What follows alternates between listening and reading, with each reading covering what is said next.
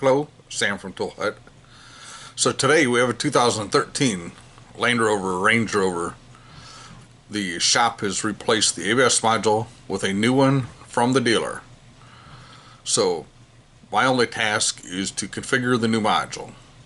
I am attempting to use the Autologic Blue Box. So stand by.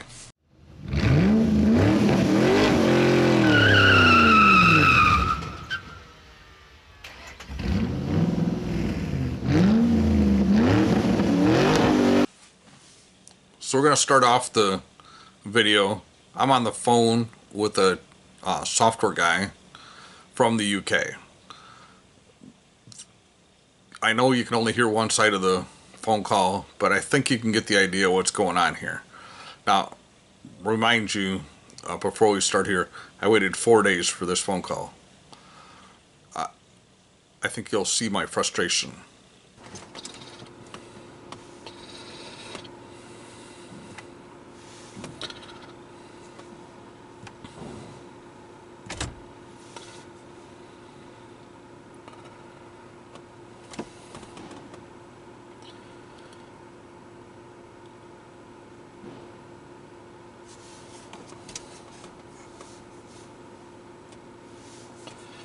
Alright, module programming and replacement.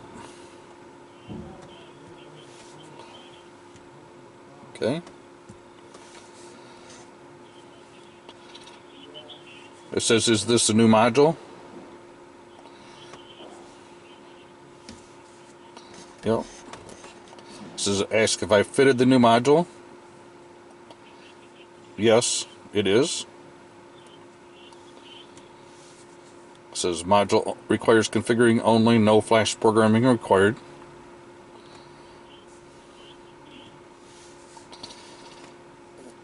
It says retrieving car configuration data, and then it's got the VIN number, module selected, and then configuration only.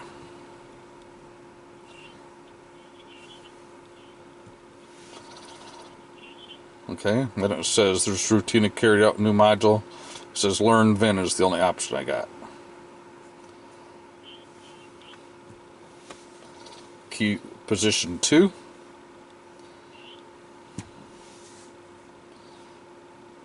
It says please wait.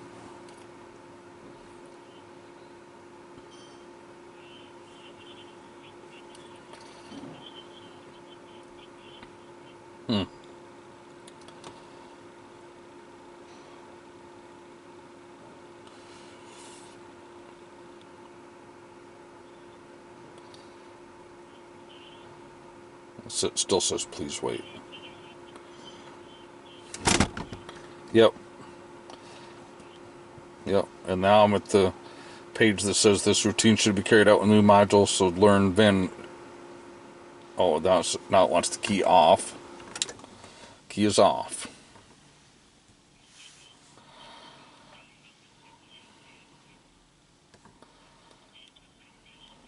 Okay. Then it says routine complete.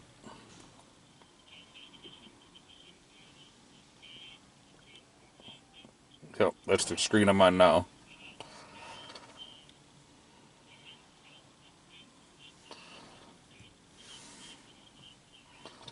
Yep.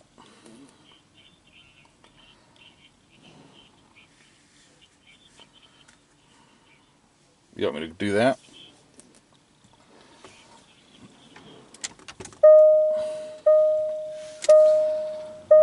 That says turn ignition to 0. It says routine complete.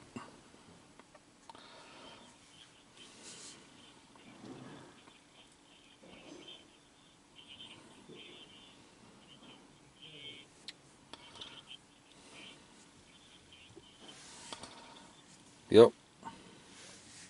Now it says clearing faults.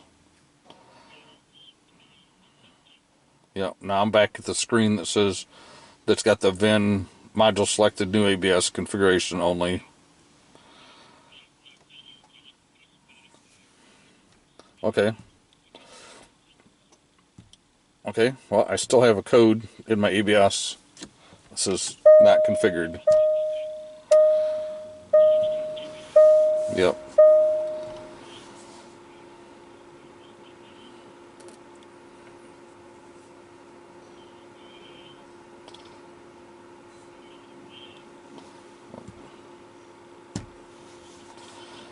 It is U201A-55. Yep.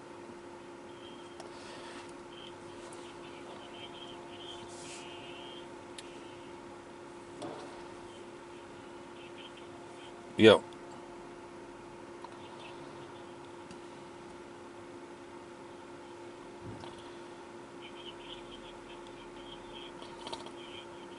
I go to ABS, and then I go to trouble codes, or fault, or whatever it was. Yep.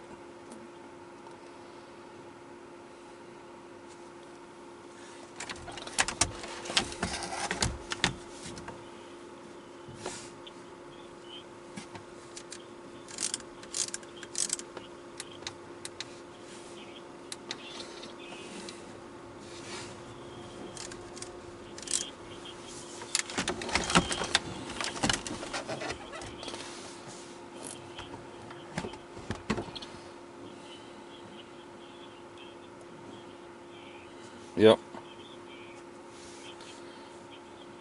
Yep.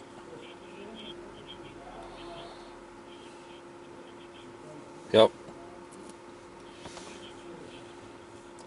Saving is unavailable because logging is switched off.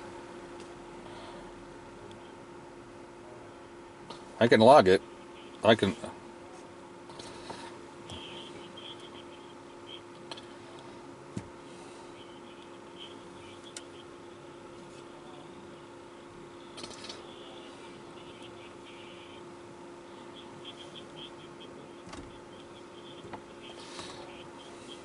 Okay.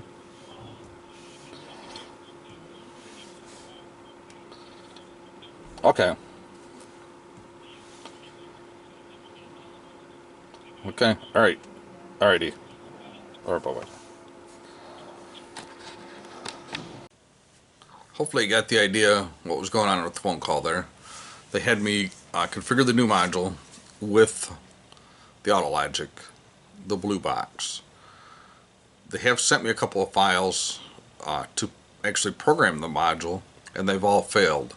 Nobody can tell me why they're failing. Only thing is that they're failing. So this is the point. I wanted you to see the image. I went into module information with the Autologic, and I got the calibration software number. It's all F's. I am convinced that this is my problem. I'll put the screen with calibration information right there, so you get it easy to see it. So I'm convinced that this is the problem. Everybody I've talked to has told me that this is not my problem. Kind of